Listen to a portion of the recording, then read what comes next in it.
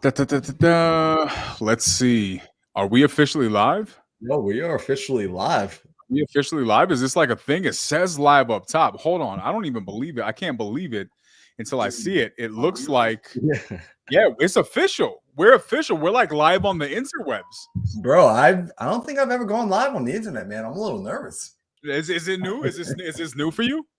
Yeah, man. I'm not used to people looking at me, man. Like I can't take the pressure. Here's the cool thing, right? We're live on the interwebs, but the benefit is we're not live in our house. We're live in somebody else's house. So if we knock over a lamp, we don't have to worry about it because it's not our lamp. Yo, let's go. Right. So let's start off by giving people a little bit of context. We are live in the one and only Scorch the Fears podcast. Scorch the Fears. So for those of you who are here, you're obviously watching this. Jonah, Scorching. He's becoming the podcast, right? So I think it's just he's gonna be the person formerly known as Jonah at some point, right? He's going to become the real estate mogul formerly known as Jonah. But in all seriousness, guys, if you guys are here and you know Jonah and you're familiar with this podcast, you know what you're in for. You know why you tuned in this evening. If you're not here, if you're coming from Marlon's social media, if you're coming from mine, you guys are really in for a treat because we are fortunate enough to be associated with a good guy named Jonah. He's out of California. He's been in the real estate game for a little while now. I was fortunate enough to meet him in person in December at the Sub 2 Mastermind. And he's just one of those guys that you just kind of immediately click with. He's just got this great, personable way about him. He's a super, super smart dude. And it was kind of cool because at that mastermind, I don't know if you know this, Marlon, that's when a lot of these podcast ideas were really birthed. Yep. Did you know that? I remember that because we were sitting down at dinner. I met up with you guys at dinner and we were talking about how everybody needs to have a podcast and that you got to go home. Like it will 10x your business. Yeah. And that was one of the things that Pace talked about. It was an aspect of this mastermind that he's never actually discussed in other masterminds in the past, how to manage social media, how to build a brand. And so the challenge was you guys go out and create a podcast, get out there, brand yourself. And Jonah was one of the people that took amazing action and he started this Scorch the Fears podcast. Yo, honestly, like it's been cool to watch because a lot of people knew about it. A lot of people nodded their head like, yeah, I'm going to do it. And only a handful of people do it and have done it and are doing it consistently. And I just want to say, like, it's kind of crazy to me that Jonah is doing it so consistently that we are here on his podcast without him. Like, That's how committed he is to it. I'm like, yo, this is low-key crazy. If you think about it, that's actually a really kind of a next level dedication, right? Because you're always going to have things in life that happen that stop you. And Jonah's like, okay, cool. I'm going to start this podcast, but I'm so committed to doing this. I'm going to make sure that even when I'm not there, the show still goes on. Bro, he outsourced us. We're literally his virtual assistants right now. Yo, for real. Bro, we got to make sure we got to check our cash apps after the podcast to make sure that money comes through, right? Yo, of course, man. Well, I'm looking forward to it. I'm looking forward to bringing some value to people today. I want to be able to share and just add to his community on the real because Jonah is a freaking amazing guy and he brings people of value onto his show. So I'm more than happy to be here tonight. Dude, exactly the same. And here's what's interesting, man. When you think about what it is that we're doing. So I was, I think maybe guest number 4 or 5 on his podcast talking about fear. Have you been a guest on the podcast yet? Or this is your first time like officially on as a guest? Bro, this is the first time on. Really? Okay. So that's hyped for it, bro. That's super interesting. I'm gonna hide my lemonade so it's not in the camera shot. So here's what's interesting about this, right? So when you think about what this is all about, so I came in, the reason why I love the premise of this podcast is because I'm a big fan of these types of topics, right? Mm-hmm. The conversation of fear. That's the purpose of this podcast, is talking about fear. These are things I actually, in a previous life, talked about. I talked about it regularly.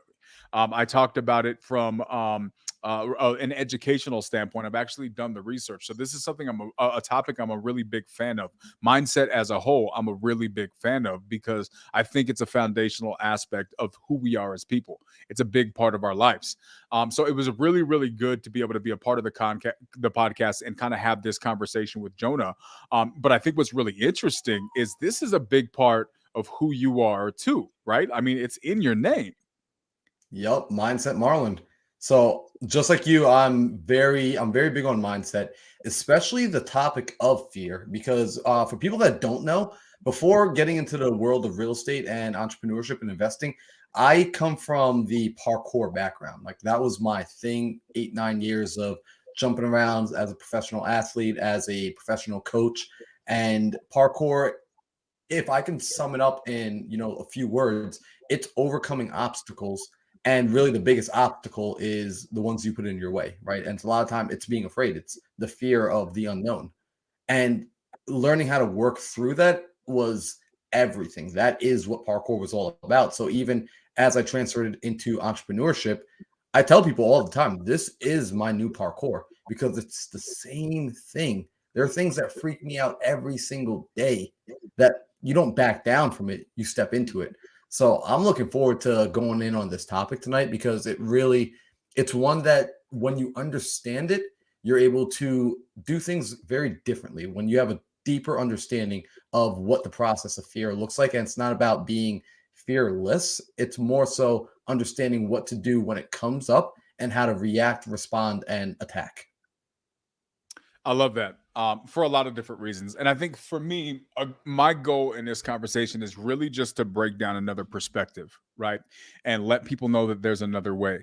I think a lot of times, and I say this a lot, I'm going to have to coin this phrase, right? Because, personal development has become this thing over the last, 10 plus years where a lot more people are accepting of it. It wasn't, it's been around for a long time, but it hasn't been as widely accepted. But one of the issues that I have with the personal development space is that people tend to want to remove the personal aspect of it, Mm. right? So they just want to say, oh, read the book, do the thing, read the book, do the thing. Well, what if that book doesn't apply to me? What if I'm physiologically just built differently? I'm trying to do the thing, but the thing doesn't work for me like it works for you because you and I are two completely different human beings. We Yep. don't talk about that much. So for me, my goal today is not to give people a yes or no answer, a right or a wrong. My goal in this conversation is to give people an insight into another way. Maybe something about Marlon's journey and his approach towards mindset opens up a window or turns on that light switch in your brain that you can have that aha moment and say, wow, okay, what I was hearing on all these YouTube videos didn't work, but for whatever reason, this clicks with me. Maybe this is going to be the thing that makes a difference in my life. That's my goal today. Are you okay with that, Marlon? Dude, I'm more than okay with that. Awesome. Awesome. So let's do this, man. Let's get into it, right? Let's talk about it a little bit and kind of see, kind of break this down. So for you, and some people have one, some people don't. Do you have in your life or in your experience like that one thing, that one event or experience that just clicked for you? Was it a series of events? Like what was that? What put you on this path? Yeah, man. So interestingly enough, actually, it's pretty interesting, right? There's been a few moments. However, if I look at where I'm at in life right now, right? In life, for anyone that doesn't know, I was born and raised in New York, and recently, about 3 months ago, I've moved over here to Gilbert, Arizona, to continue pursuing entrepreneurship, real estate, and just personal development, right? Continuing to grow myself as an individual. However, I wasn't always on the entrepreneurial path, if you will. I was following a relatively traditional path of, go to school, get good grades, go to college, get a fine job, and live that sort of American dream life. My family, they were immigrants. So that was the ideal. And I fit into that mold pretty well from a academic standpoint. Straight A student, school came easy to me. College was always the option. And as I started to live into that life, it didn't excite me, right? Like I wasn't waking up excited to go into every day. However, I had this thing in my life called parkour. For anyone that doesn't know parkour, it's a movement discipline. If you've ever seen movies like Casino Royale with James Bond, you've seen the opening scene when he's running through the city. That's parkour. And I found parkour from YouTube. I loved it, fell in love, started training as an athlete, teaching as an instructor. And I bring all this up to say, when I was teaching as an instructor, Daniel, I actually had over 1,000 students that I worked with throughout the course of my 8 years. And these 1,000 students that I worked with, they weren't just one-off students. These were kids I was seeing from pretty much like every day of the week. I was working 7 days a week, and I was growing up with them. They were staying with me year after year after year after year. And what really started to happen that was interesting to me, I never anticipated this. I was spending so much time working with them that I became something like a mentor to them. I was at a weird age, you see, where I wasn't quite an adult and I wasn't quite a child anymore. I was about 19, 20 years old. And I was playing this role for a lot of them that was almost like a big brother kind of person that they looked up to. So with that role, I would always ask them questions like, hey, what do you want to be when you get older? What do you want to be when you grow up? And the answer I would get most often was, I want to be a parkour coach, or I want to be a parkour athlete. And a part of me was like, wow, that's super cool. Like, I'm influencing them this much. And then another part of me was like, oh my freaking gosh, what the hell am I doing? I am like leading these kids into the desert with no resource, because the truth is I was hitting that age where I was starting to become aware of financial responsibility. And being a parkour coach and athlete, even as a pro, was not paying the bills. It just, at least not in New York, it couldn't provide a standard of living. So I was now faced with this harsh reality of, do I pursue my passion, although there's nothing here to support the other aspects of my life that need feeding, or do I go out and find the traditional 9 to 5 that will take care of everything? And I was almost upset that I was looking at these options as like it's the lesser of two evils, if you will. Right? I could go be happy and poor, or I can go make money and hate my life. And I was like, wait, why can't I have both? And that was the moment for me where I started to think, like, I started to ask the question of, is it possible to have both? And my mindset started to shift, and it started to look for things that I hadn't seen in my life, because the people I had seen in my life were only middle class or poverty individuals. They were choosing either be passionate and have little money, or go and take the money, but be looking for a Friday. TGIF, thank God it's Friday. My week sucks so bad that I got to drink through the weekend so I don't remember it, and I can get myself to go back into it. So that moment that I had for myself, and it came from the kids. It really came from a moment where I sat there and said, if they're going to follow me, let me at least lead them somewhere worth going, where as they get older and they choose to want different things, I want them to have an option that says, I can earn the money I want, and I can go and enjoy the passions that I love doing without feeling like I need to trade and give away something else that's super important to me. So that was a big mental shift for me. Okay. So your transition into kind of coaching and doing this thing at a scale wasn't as much like a fear-based or an imposter syndrome thing. It was more of a, I want to do this, I love doing this, but how do I monetize this activity? Yeah, I mean, that's really like, I was thinking about how to monetize. So I thought about how to monetize parkour at first, right? And I think that a lot of people have done this where they find something they love. And the truth was, when I looked at the industry, it wasn't yet ready to be monetized. Okay. The culture, it didn't, the money wasn't there. It's too niche of a sport, too niche of an activity. So it led me to say, where is the money? And a lot of people ask themselves this question. However, what was really important for me when I asked the question as well was, where is the money? And also, where can I still go and get the satisfaction of progressing and helping people? Because that was very important to me as well. So when you were growing up, did you have a thing that like, this is what I want to do for a living, this is what I want to be, or was that never really the thought process? You just found yourself doing what you enjoyed, and then you found something you enjoyed and you were able to convert that into a passion that you could pursue financially? Yeah, no, growing up, man, I just wanted to be an astronaut. Really? Yeah, I just want to go. Astronaut, like into space, like SpaceX, Elon Musk, NASA. Bro, I just want to go to. I want to go to outer space. Like that's the thing. Like, and even when I think about why do I want to earn a lot of money, man, so I believe we're gonna be able to travel to space as we get older. Really? So that's still a goal for you. That's like still a thing, bro. That it's 100% a thing. Let's go. So have you texted Elon yet? Yeah, like Elon, hit me up, bro. When you hit that ship to Mars, count me in. I'm working on that right now. I'm working Okay. on I'll getting send him you his number and you can text him. Yo, let's go. Let's make it happen. Let's Let's get the group chat going. I love it. I love it. Well, here's the thing, right? And I want to park there for a second because a lot of times when and maybe this is a fear based, this is a mindset thing. A lot of times we get into this mindset where you have to choose between financial benefit and helping people. You have to choose between financial benefit and passion. And people don't realize you can combine that, right? And you find this in a lot of circles with Mhm. philanthropy. You can't be philanthropic and also be financially successful in faith-based circles. For whatever reason, everybody think that if somebody wants to be a pastor, you by default have to be poor because Jesus wanted everybody poor.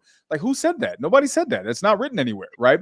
But for whatever reason, we have this negative association with doing good and financial success. We feel like they're like mutually exclusive. We don't realize that these things can go hand in hand. And so I think that's an interesting point in your transition because from what I'm hearing, it sounds like your transition was exactly that. You wanted to continue doing what you were doing, but you knew you needed to eat at the same time. And so the question you didn't go down a mindset that I'm describing of you have to choose one or the other. I want to get back, so I'm going to be broke forever. You said, no, I'm going to not choose that fork of the road. I'm going to go straight and figure out what can I do to figure this out? How can I find a combination of these two and help people give back, increase whatever I'm doing, but also make money financially? It sounds like that's the road that you chose. Is that right? Yeah, so that was the road I chose. That was the I call it like the Kool-Aid I drank. Someone presented real estate to me as this option where you can make money and help people. And I will say that there was a healthy amount of fear that Okay. I experienced. And it looked like this. As silly as this may sound, the things that typically scare people, like I'm not afraid of the average like things, right? Like how you said personal development needs to be personal. Also things that scare us, like for me, like talking in public, that's not scary, right? Or Yeah. jumping off rooftop to rooftop. Those things don't scare me anymore. But what did scare me was honestly admitting that I wanted more out of life, admitting that I wanted to earn more money, just admitting that I wanted to walk like a different path. That was scary to me because Why? it was honestly is because it almost felt like an imposter syndrome, right? I Okay. grew up my entire life learning how to fit in, right? And being who I needed to be to fit in. And when I started to realize that I was pretending, that I actually wanted more, and I wanted to speak up and actually say what I wanted, I realized I hadn't done that my entire life. I'd spent my entire life, being the straight A student, being the quiet, polite kid, just who would be seen, not heard. Like that's who I was growing up for all those years for myself. And as I was becoming an adult, it was like, no, I want more. However, I'm afraid to admit that. And that was really scary. So with that, I was left with two choices, right? I can live this life where I'm just coasting by and everything looks good and everyone else is telling me my life is great, but on the inside it just doesn't feel complete. It really just feels like I'm settling in a big way. Or I can put it out there, risk being ridiculed, risk embarrassment of failing, risk dreaming big and telling everyone that I'm going to be a multimillionaire and I'm going to help people. I'm not going to be an asshole and I'm going to do really cool things with really cool people and just have them look at me like, all right, yeah, dude, you are freaking weird. We're going to stop hanging out with you. So that's interesting, and I want to actually address something in that. But what's that connection for you? Why is fitting in with people? Why do you have to sacrifice that to be willing to have this kind of big thinking? Where's the disconnect with that? Why can't you fit in and also think like that? You know what? And now I realize I can. Back then, it helps if you understand a little something about me. My Sure. love language for myself is quality time. It's relationships. It's having people around. So for me, the thing that scares me is losing connections, losing relationships, pushing people away. Right? That scares me. or it used to scare me in a big way. It used to paralyze me in the sense of I didn't want to lose people. I didn't want them to move away. So I would do whatever it took to make them feel comfortable so that they stayed close. Interesting. Why I did that, I really don't even know. I just, yeah. Here's what's funny, right? So it's funny that you bring that up because literally, and I don't know if you've seen it, but when I did my podcast with Jonah, we talked about this exact topic. And he was surprised that I made this correlation. So when I talked about fear, I said that fear at its core, I believe, is largely founded in lack of identity, right? We don't know who we are. And as a result of not knowing who we are, we make decisions based on poor foundations. One of those foundations is exactly what you're talking about. I said, think about the society that we grow up in. We grow up, if you lived in Western culture and you went to public schools, your goal in life was just to fit in. You just want to be accepted. You just want to be liked. But what does that do to us psychologically? Well, when our goal is to just be liked, what we find ourselves doing is not making our own decisions, not doing what we think is cool or fun or right. We do what we think someone else will think is fun or cool or right? So what does that mean? What that means is that in that particular circumstance, we're making decisions based on what we think other people will think. That is the definition of insecurity. How on earth can we possibly know what someone else may or may not think? And so as a result, we have this really unstable ground on which we're living our lives and making decisions. It's all hypothetical based on what other people may or may not like. And as a result, we lose ourselves. We have no identity because we're not even worried about who we are and developing who we are as a person. We're just trying to fit in and make sure that people like us. Well, it sounds like what you're talking about is a variation. It's a break off of that, right? You weren't necessarily only concerned about whether or not people liked you. You were concerned on whether or not those relationships would be hindered or impacted negatively. And so as a result, you still altered your core foundational decisions. Am I summarizing that right? Dude, you're spot on. And it's funny, actually. I want to share this, right? And it's really interesting. First off, everyone, like if you're watching this, you're like watching my live therapy session, which is kind of cool. So what's up? I think back to when I was in middle school, right?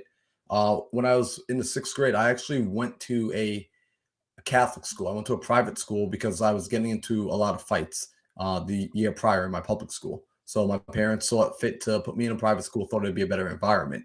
Now, here's the interesting thing about when I went to that private school. It was a Catholic school a few towns over that was in a predominantly white neighborhood. In other words, I was the token blackie, which was cool. I freaking loved it, man. Like I got like all this like sort of attention. However, the very first day I walked into the school, all of the students were in the gymnasium. And as I stepped into the door, I realized that something was different. And it was me. And it was the first time I ever like became very consciously aware that, okay, like I'm the different thing here.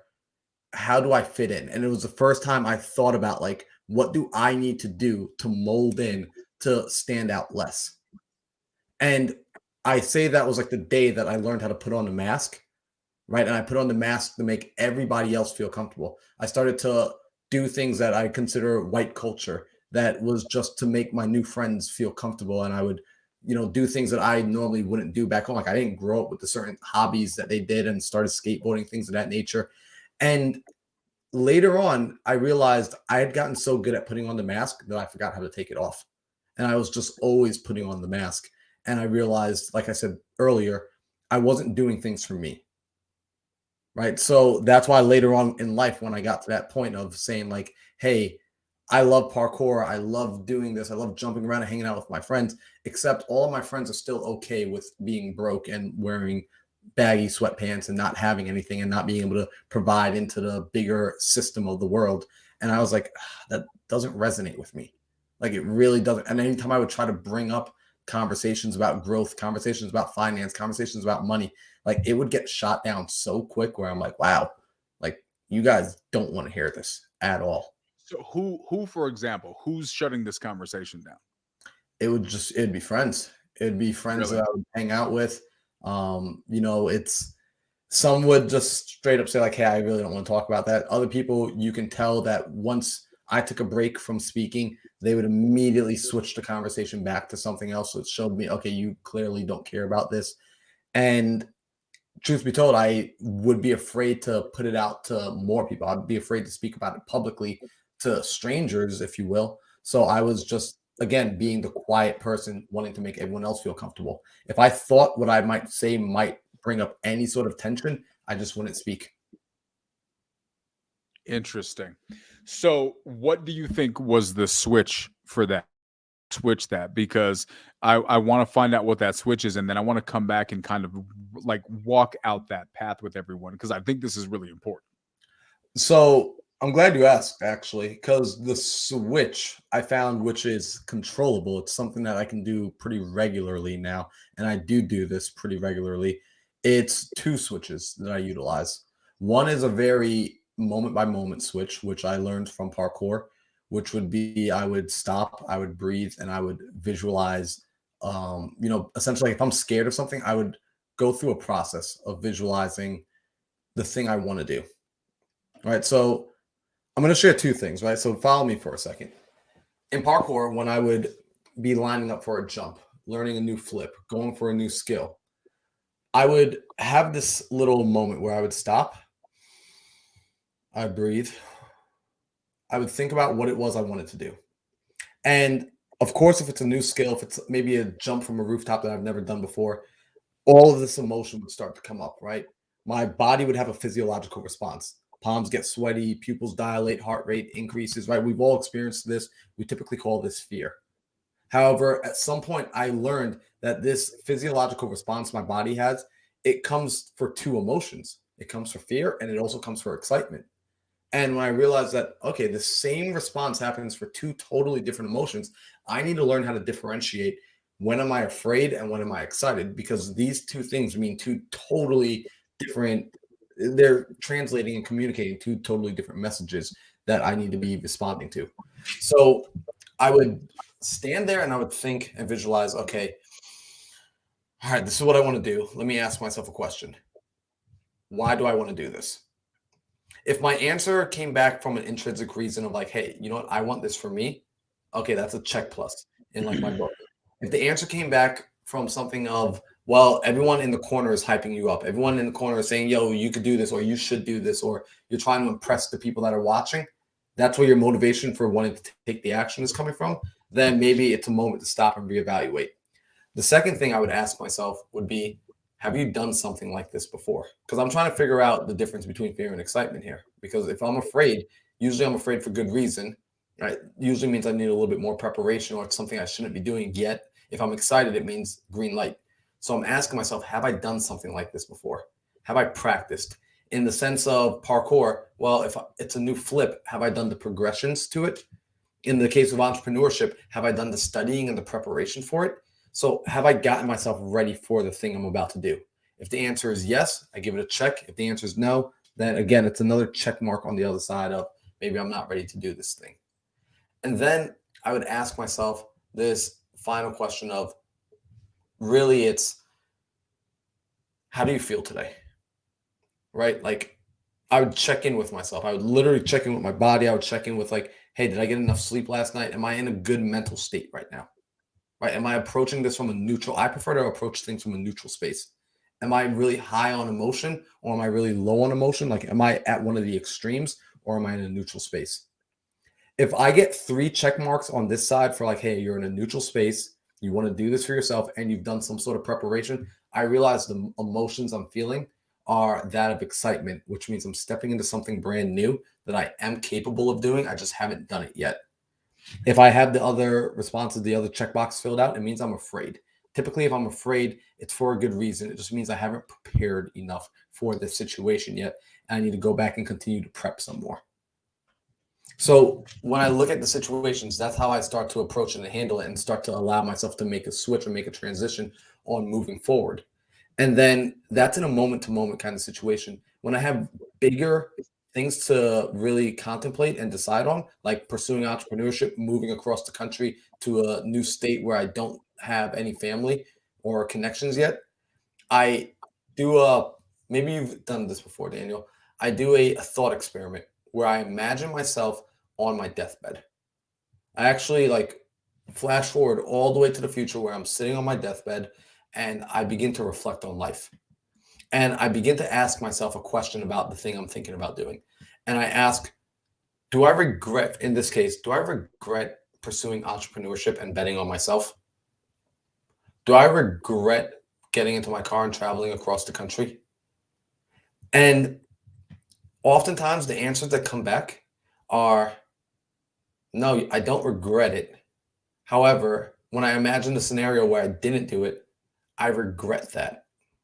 So if I think I'm going to have regret at the end of my life, that is something I use as a trigger to then take the action and to essentially jump off the cliff regardless. Because even if I get hurt and even if things mess up, I won't be as upset at the end of my life as if I didn't do it at all. Does that make sense? Okay. Yes. The answer is it makes sense. So what I need you to do, bro, when you get some time, I need you to go back and watch my episode with Jonah, right? Do me that favor. Started about 35 minutes because the first part is just us talking about other stuff, right? Started about 35 minutes and kind of see what we talked about when it comes to fear, right? And for anybody who's watching this, watch both episodes. Watch my episode at 35 minutes and watch Marlon's episode. Here's why. We're saying the exact same thing. That's right. Funny. We're saying the exact same thing. So Jonah was like, dude, you're like the first person who has an actual process for breaking down fear, right? In fairness, and this is what he mentioned in one of his posts, like I actually have a whole book series that I have built out a template for understanding identity and understanding how to walk through these processes, because psychologically, neurologically, physiologically, and all of the other things, emotionally, these things are testable, they're identifiable, and they are adjustable, right? You can do this. First thing that I said, he's like, what's the first step? Step one at understanding and overcoming a fear. You know what step one is on in my podcast? It's name your fear. Name it. Give it a name. Know what it is that you are scared of, right? And what I broke down here in this conversation, I said one of the things that I've learned in life, and this is universal, this is in regards to fear, and it's regards to so many other topics. We don't define things. And our lack of putting in the effort to properly define things puts us in this position where we become reactive. And we don't really know why we're reacting. So how does this relate to this? Well, you just said it, right?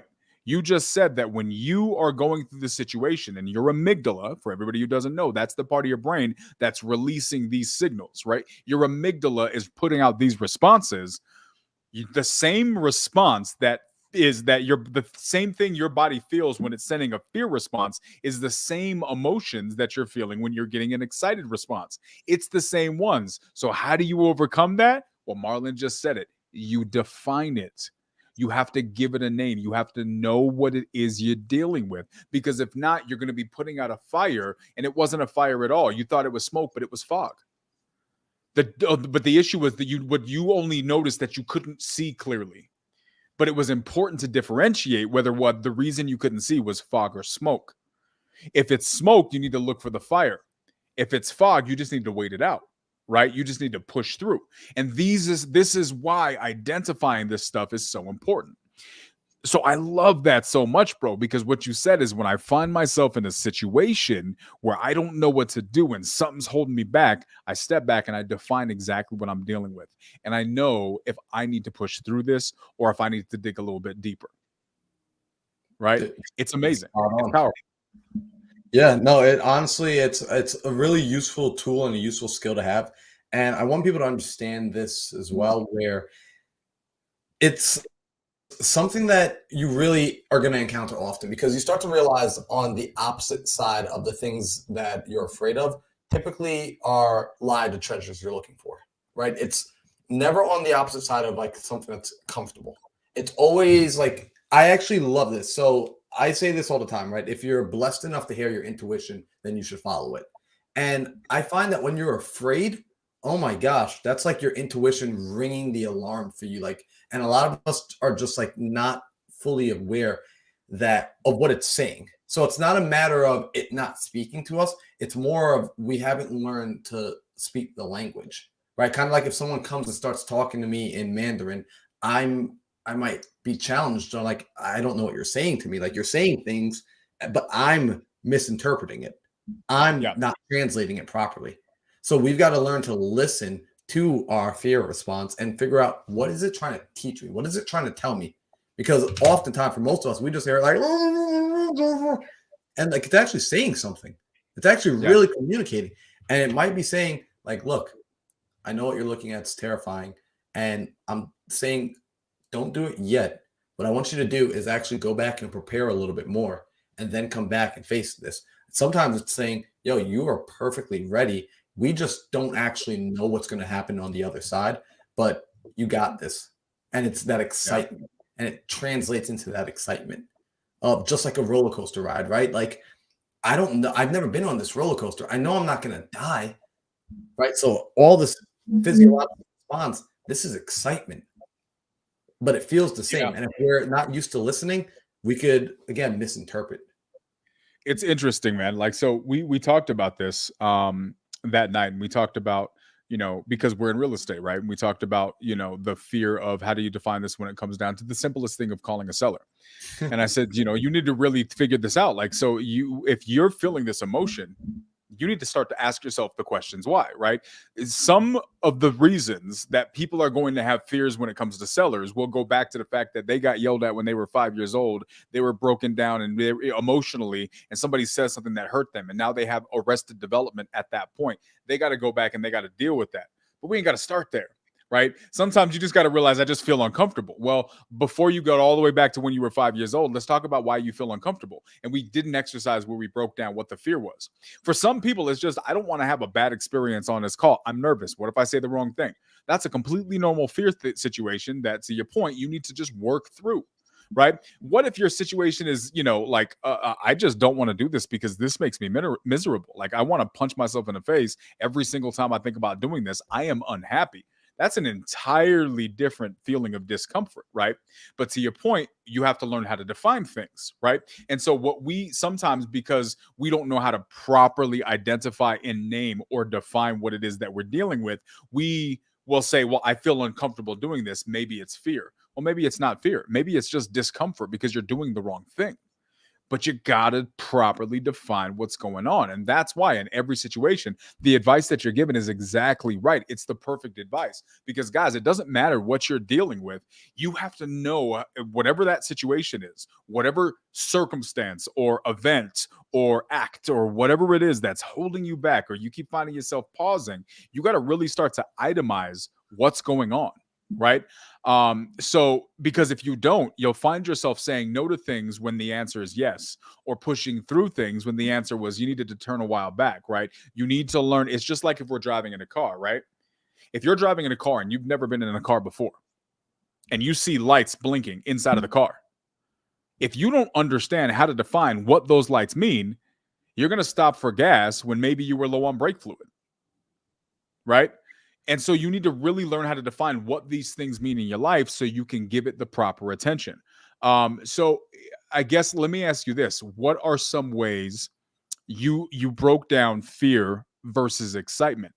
In your experience, are those the core foundational things, or is there any other things, other signals people need to look out for when they're going through life? So let's say somebody's new, they're going through this transition and they're starting to encounter these emotional things that are holding them back. What else should they look out for? What other signals on their dashboard should they keep in the back of their mind to say, okay, this isn't actually fear, it's excitement. Okay, this isn't actually excitement or fear. Is there something else that maybe it could be? Yeah, no, great question.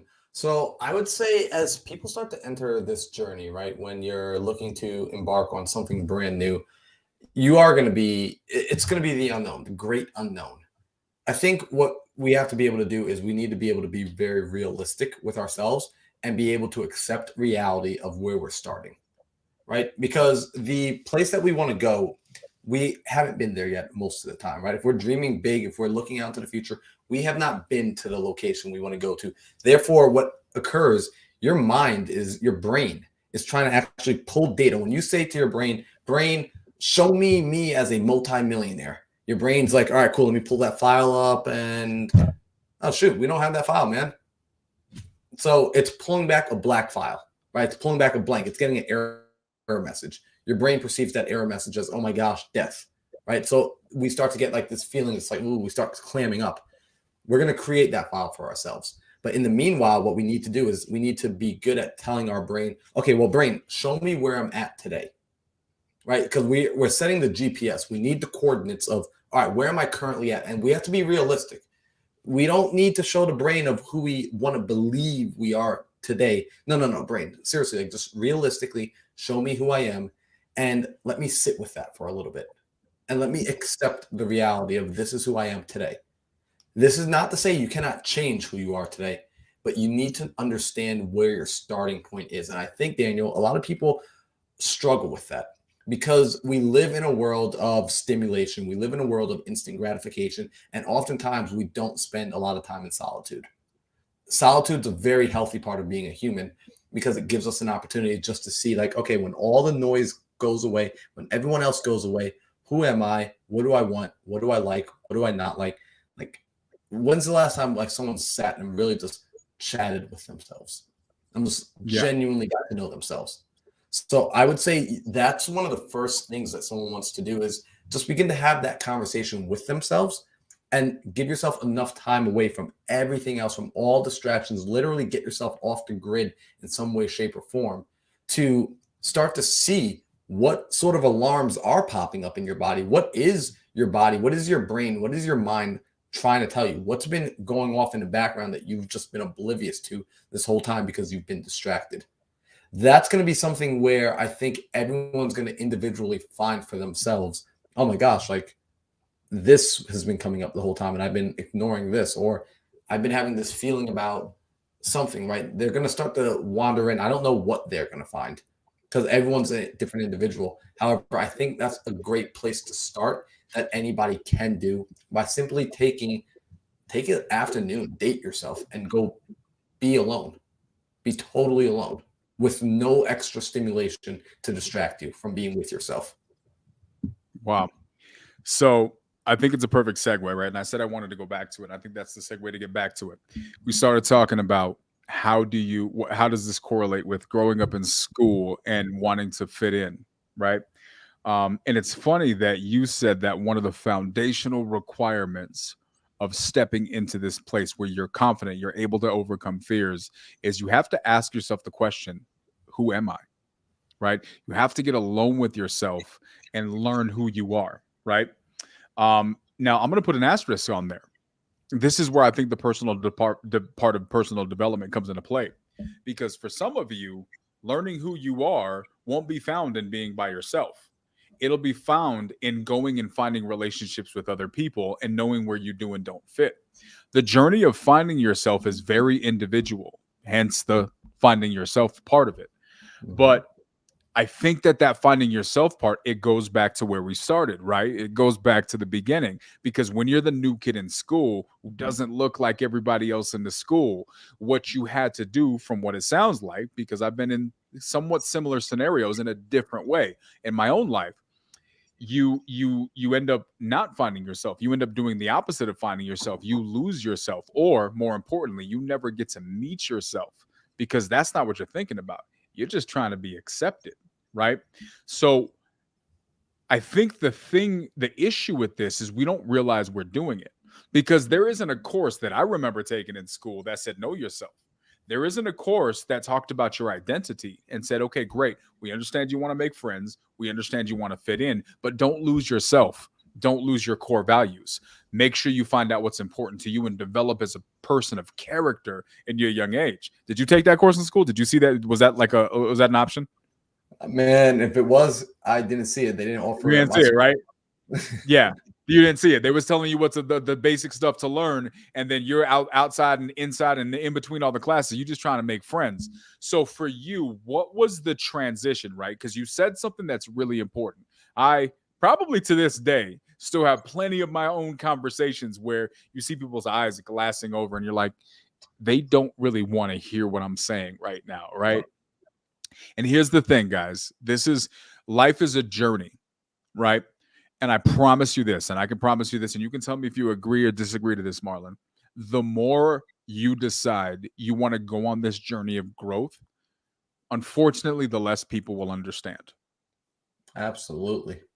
It's There's just no the nature of it. Yeah, there's no ifs, ands, or buts about it. Like, I mean, there's a reason things are segmented, right? There's a reason there's Yeah, a 95% and a 5% of the population that do cool correct. things, right? It's ultimately it's cool that way though, right? I appreciate it for that because this is again why I value relationships so much because they're a little bit more rare. The quality relationships, finding those quality individuals that are what I call intentional, right? They're conscious and they're intentional, right? I don't like to use Yep. the word woke, right? But these are just individuals that if you ask them why they're doing something, they can give you a reason.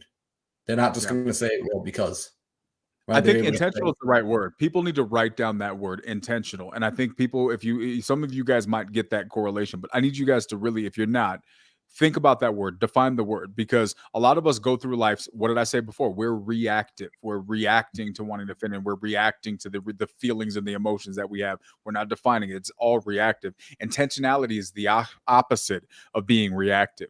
It's being intentional. It's choosing in advance what I'm going to do and not allowing yourself to live at the mercy of the circumstances or the emotions that you encounter along your journey. Intentionality is it's an invaluable, it's a requirement right, to this journey. absolutely. And So let I'll me say, ask you this. Go ahead, go yeah, ahead. I just want to say intentionality, just for anyone listening, it takes effort. That's why I value it so much when I find it in other people. Because although I don't know, like Daniel, I don't know everything that you do at every waking moment of the day. I just know that you're intentional about it and you put forth an effort to make it happen. You put forth an Yeah. effort to create your life in a way that you want it. And I appreciate that about you. And that's what I enjoy. I enjoy connecting with you and I enjoy connecting with others like you for that exact reason of, hey, this is a person that consciously creates, you know what we can do together? We can create cool things together because Yeah. they're learning how to work on this skill. They're putting more and more energy into growing this muscle about them. And they're the ones that change the world. So I can tell you right now without a shadow of a doubt, I love that last line. They're the ones that change the world because that's the answer, right? That's the right answer. And I would add to that that I'd be willing to wager that the great majority, if not close to all, of people who are living a life that they're not happy with, who aren't happy with the circumstance, who aren't happy with where they are, their situation, whatever it is, financially, family, job, whatever it is, I can almost guarantee you that those same people, if they look, they will find that they are living at the mercy of circumstances, not deciding and determining their circumstances, right? But then, but I have to do this. But if you're giving yourself an excuse to stay living at the mercy of your circumstances, then that but is the reason why you're not living the life that you want, right? It's not until you're willing to say all of those buts may be true.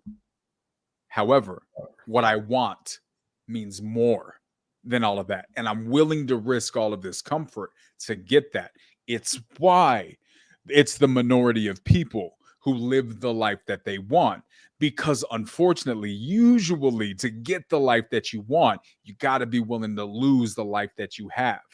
And even though people usually don't like the life that they have, they won't give it up for the life that they want because they're not sure they can make it. So they'll just sit complacently and say, well, this might not be what I want, but it's better than nothing. So let me just stay here. It's reactive. It's the opposite of being intentional and deciding, right? So that being said, let's bring this all the way back. You were intentional and you made a decision at a very young age, right? So let's talk about that for a second because we can talk about that at an adult level, but let's go down to some core fundamentals. You were a kid who was trying to fit into a new school. Mm-hmm. You were the kid who was in that school, not necessarily being yourself because you wanted to be accepted.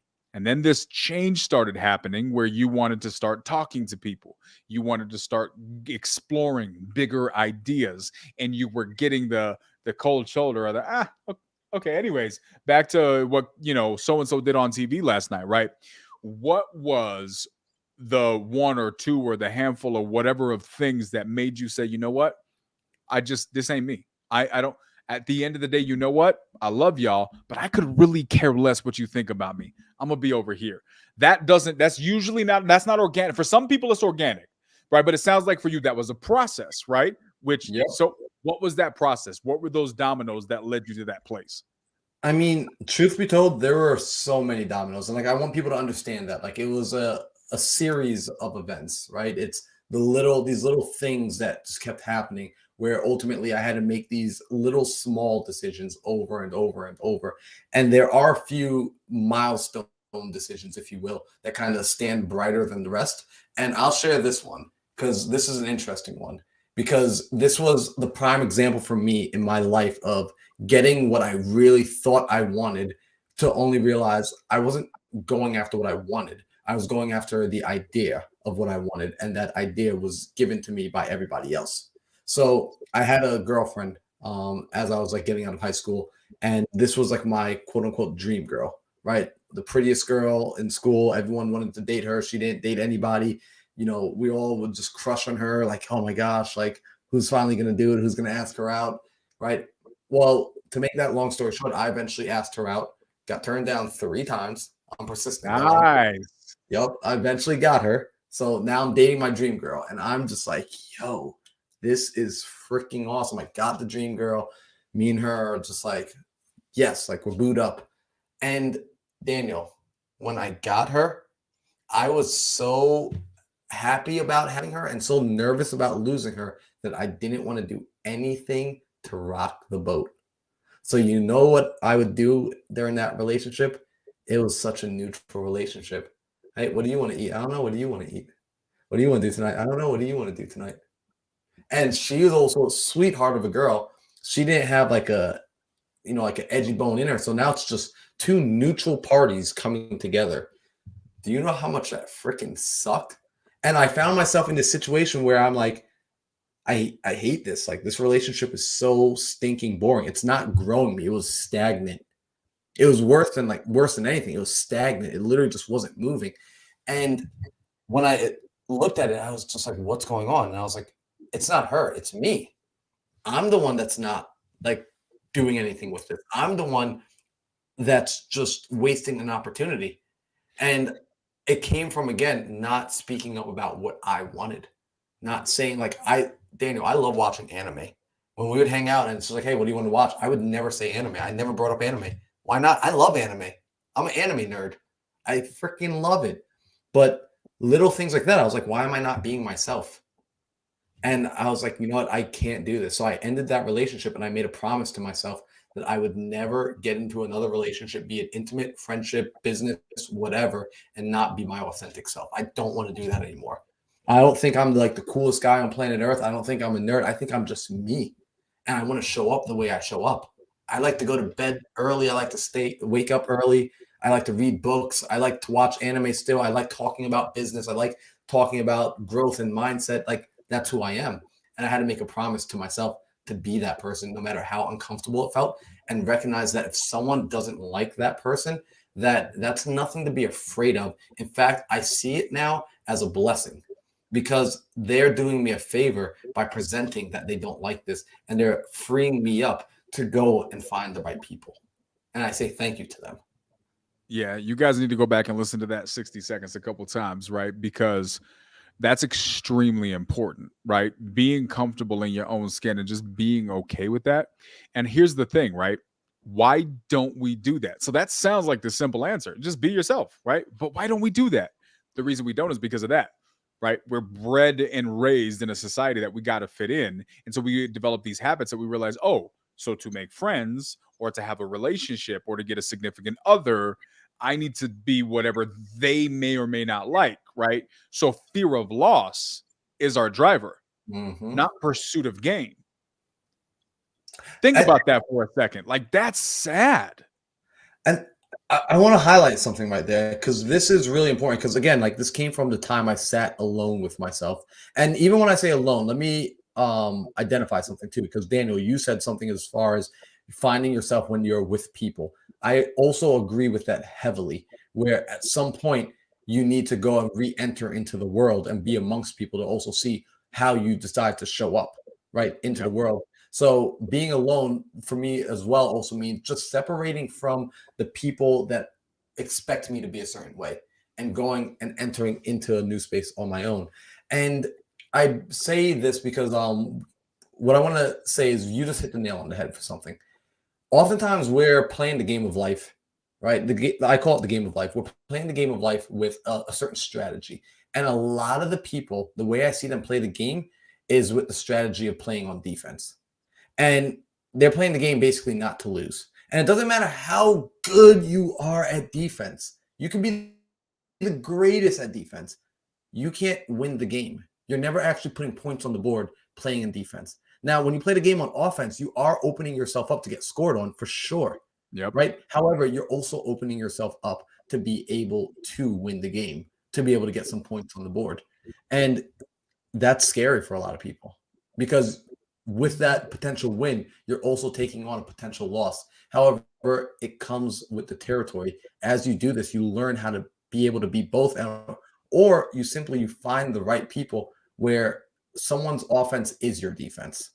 And now it's two offensive players going out into the world crushing it. However, you just don't get that on defense. You said it right. You know, it's you don't play not to lose. So what you focus on will increase in your life, right? So if your focus is not losing, all you're thinking about is the loss. You need to focus on winning if that's what you want. And so when we live this mindset of we don't want to lose friendships, we don't want to lose relationships, so we end up changing who we are because we're focusing on not losing, we're not our authentic selves. And what ends up happening is we create the reality that we say we don't want in our lives, right? Yep. So let's think about this. And you guys, for the guys, ladies, anybody who's listening here, think about this. How many times have you or somebody you know found themselves in the exact same relationships over and over and over again? And then they get out of that relationship, they're like, oh, I don't want to date somebody like that again. Not going to do that again until 30 days from now. Then you're going to be in the exact same relationship because you will continue to attract the things that you focus on. And so you're manifesting the things in your life you're saying you don't want because you haven't replaced what you don't want with what you actually want. Why? Because we said it a couple of minutes ago. You're living a reactive life, not an intentional one. And because you continue in this Groundhog Day of repeating the same thing and focusing on what you don't want, and that becomes all you talk about. So you attract people who are talking about the same thing, who happen to have friends who are in that same nonsense. You're reacting, and then everybody else is reacting, and you find yourself in this just rewind, play, because you haven't decided, I'm going to be done with all this and I'm going to move forward. I'm going to focus and create what I want. But that's hard. It's uncomfortable.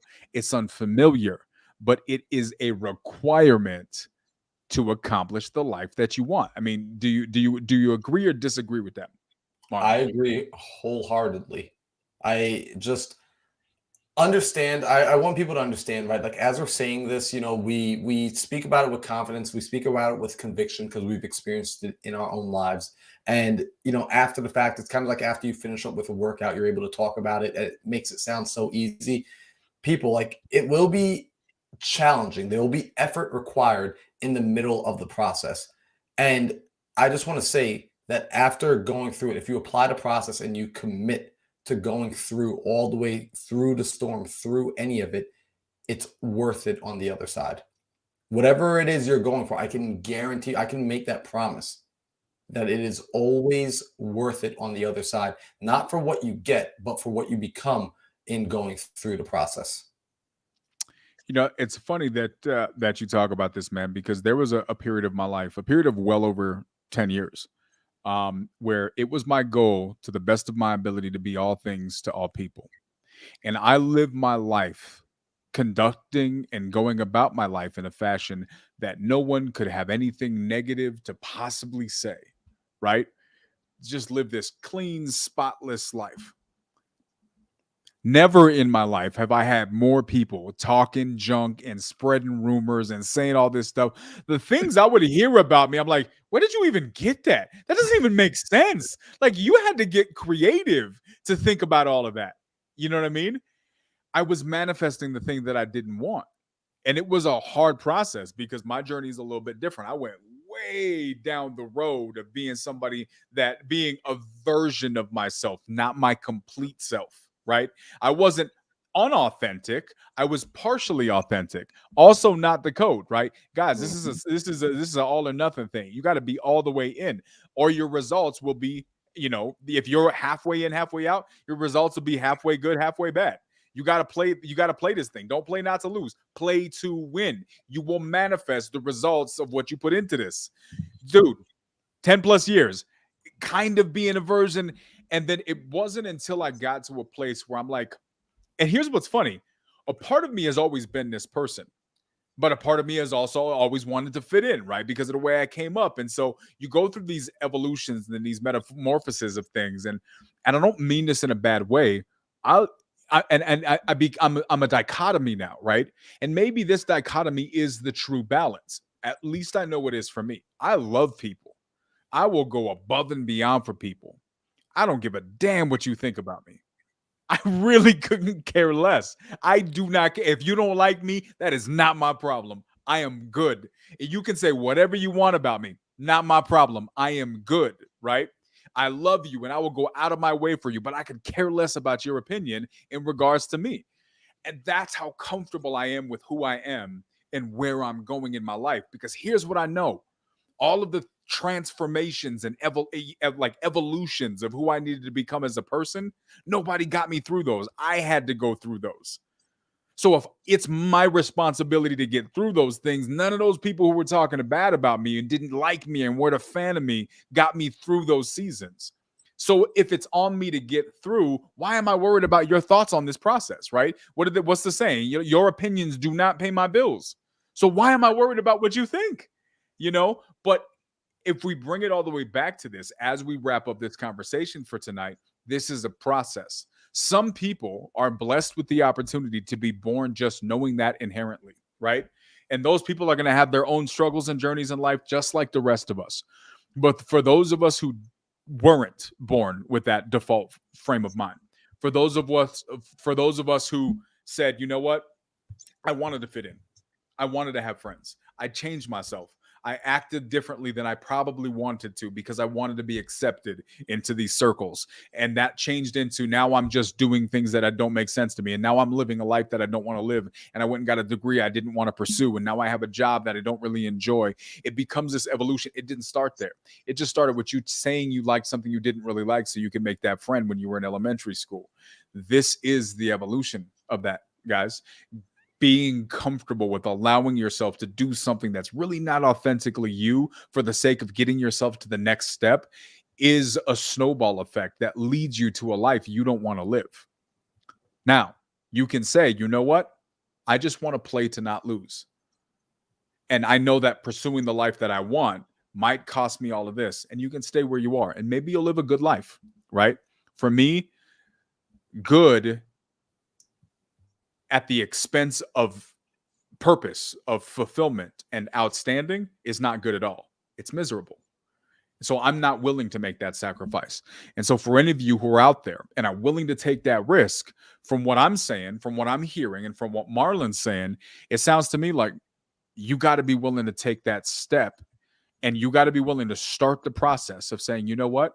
It starts with me saying, I'm actually okay with you not liking what I'm about to do. I'm actually okay with you not agreeing with me. I'm actually okay with you not supporting my decision. And slowly making that transition until you get to the point to where you're like, you know what? I'm good with who I am, whether you like me or not. Is that kind of the evolution from where that's what I'm hearing is the evolution on your side as well? It's 100% the evolution. I would say one of the greatest things we can ever hope to achieve and reach for is to be in alignment with ourselves on both the outside and the inside, right? When your words, thoughts, and actions all align in the same direction, that is mastery. Like those are the moments of clarity. Those are the moments of bliss. Those are the moments of joy. And if we're constantly striving for that, where what I'm thinking to myself in private is also what I feel comfortable enough to speak in public, and my actions are in alignment with those two, it's a really cool feeling. And if someone is feeling like I don't know what that feels like, just start to work at it, start to practice, start to just be honest with yourself first. And then as you get comfortable being honest with yourself, begin to express parts of that outward and just watch what happens. Be an experiment. This is your life experiment. I'm not telling anyone what they should or shouldn't do. However, that's what I choose to do. I choose to experiment with my life to find better ways of living, to find better ways of being. Because ultimately, like I said, Daniel, when I think about life from my deathbed and I think about, do I regret the things I do? The answer is usually no, I don't regret any of the actions I took. It's more so I look and I regret the things that I didn't do that I wanted to try. That's what I regret. I love it. I don't know that there's many better ways to summarize that.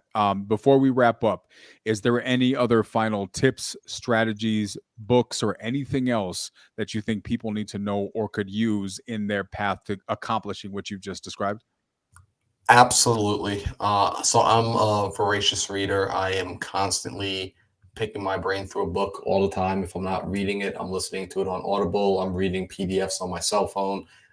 So I would say pick up a book and read it. If you're one of the people that says you don't like to read, I can almost guarantee that it just means you haven't read anything that matters to you yet. One of the books I would highly recommend starting with is Napoleon Hill's Think and Grow Rich. It's a fantastic book. If you just want to understand personal development, if you want to understand personal success, it's a great book. And then I would also highly recommend putting yourself around different people who you actually want to be like, in a sense that you resonate with them organically. Like these are the people, this is how you know if you're in the right room or if you're in the right group. You should be getting energized by the people that you're around. Right? If the people in your life don't excite you, if they don't turn you on in some way, shape, or form, those are typically not the right people for you to be hanging out with. It doesn't mean that they're bad. It doesn't mean that there's anything wrong with them. It's just your frequencies aren't matching. You want to go find people who you match frequencies with. And as you start to do that, you'll also, I open up this invitation for you to explore if you choose to. If you think it might be fun, experiment and start to find people that are vibrating at a higher frequency than you, and go spend some time around them if you can. Go connect with people that you feel are maybe they're doing what you want to do, but you're not quite there yet. Go spend some time with them and see what it does for you. And try to avoid, even actually go experiment with this as well. Go spend some time with the people that you feel like are doing, for lack of better terms, beneath you, beneath what you want to be doing, and see how that affects you. I say don't stay there too long because it will affect you, but see for yourself. Go touch these fires. Don't get burned by them, but go touch the fire a little bit and see for yourself. Gain your own knowledge, gain your own experience. Those would be the two things I would say for people to do. Read, Think and Grow Rich, and start to put yourself in different circles and just see what sort of response you have. I love that. Be always testing, always be testing. That's a podcast in and of itself. Guys, it sounds to me like the summary of tonight is just said, know yourself, be brave enough to be yourself, and then go out and create your best life, because nobody's going to do it for you.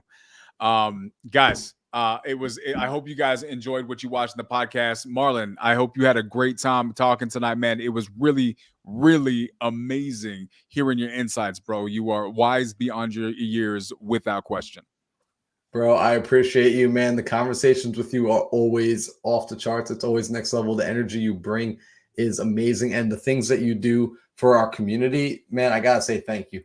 Like, seriously, like, you are a leader in the community. You set an example for how people can live life, how people can go out and be themselves. So I just want to say I appreciate you for that. And thank you for having me on tonight.